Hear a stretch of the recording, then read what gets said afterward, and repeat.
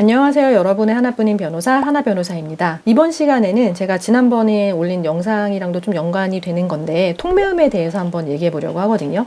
통매음이 뭐냐? 통매음은 뭐 온라인이나 이런 정보통신망을 통해서 다른 사람한테 성적인 만족을 얻을 목적으로 음란한 메시지를 보낸 거를 처벌하는 죄명인데, 이거는 이제 성폭력처벌법에 규정되어 있는 성범죄예요. 가장 많이 질문 받는 거는 게임하면서 유저들끼리 싸우면서 음란한 욕설을 한 경우, 사실 이게 그 수만 봤을 때는 가장 많아요. 케이스 수는.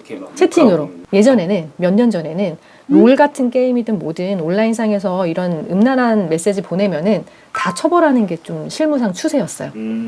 왜냐면 대법원 판례 중에 그런 게 있거든요. 성적 만족 얻을 목적이 내가 이 사람한테 뭐 이런 얘기해서 흥분하거나 이런 것만 포함되는 게 아니고, 저 사람을 성적으로 비하해서 내가 만족을 얻을 목적도 성적 만족 목적에 포함된다는 게 대법원 판례이기 때문에 이거를 적용해서 거의 다 처벌을 해왔는데, 근데 요즘에 실무는 좀 추세가 바뀌었어요. 일회적으로 게임상에서 그냥 성적인 욕설 한두 번 한 거는 이거는 그냥 욕설이지 성적인 만족을 얻을 목적이 없었다 라고 봐서 불송치하거나 뭐 불기소, 무죄 선고하는 사례들이 요즘 실무에는 사실 많기는 해요. 많기는 한데, 그거는 또 일회적인 그냥 정말 단순한 차원에서의 다툼인 경우인 거고, 이제 쫓아다니면서 계속 그런 야한 말 보낸다, 그거는 이제 통미음이 될 가능성이 아주 높죠.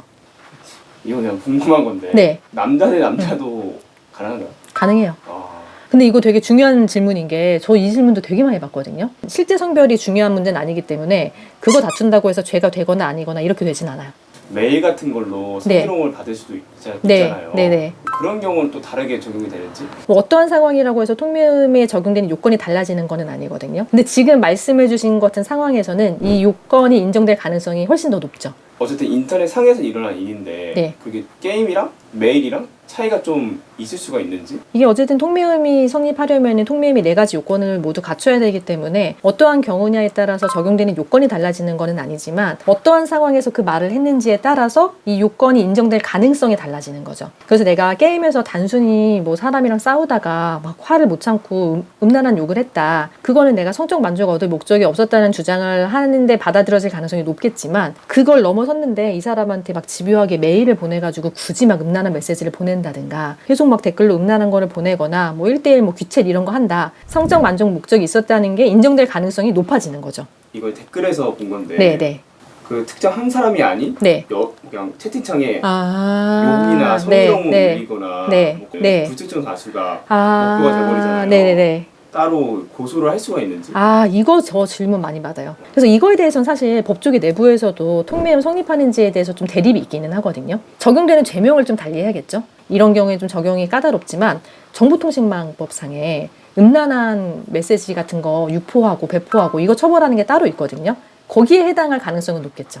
그 저번에 다룬 영상에서 여성 스트리머 분의 상황은 그 처벌이 가능한 정도인가요? 제가 구체적으로 어떠한 상황에서 누구한테 메시지를 받았는지를 하나하나 알 수는 없고 아주 확실하게 답변을 드리기는 좀 어렵지만, 그 메시지만 봤을 때는요, 일단은 통매음으로 처벌받기에 충분한 수위의 메시지고요. 음란성은 인정이 될 거고, 내가 뭐 방송에서 댓글로 달거나 어플을 통해서 1대1로 보내거나 어쨌든 그 메시지를 도달하게 했으면은 통신 매체를 통해서 도달하게 한 요건도 인정이 될 거예요. 그럼 결국에는 문제가 되는 게 성적인 만족을 얻을 목적이 있었느냐 하는 건데, 이런 경우에는 성적 만족을 얻을 목적이 인정될 가능성이 높아 보이기는 해요. 그리고 이 행위가 만약에 한 명이 좀 지속적으로 했다, 아니면 반복적으로 했다, 그런 경우에는 인정될 가능성이 아주 높겠죠. 궁금한 거 있으면 댓글로 남겨주시고요. 구독과 좋아요도 많이 부탁드립니다.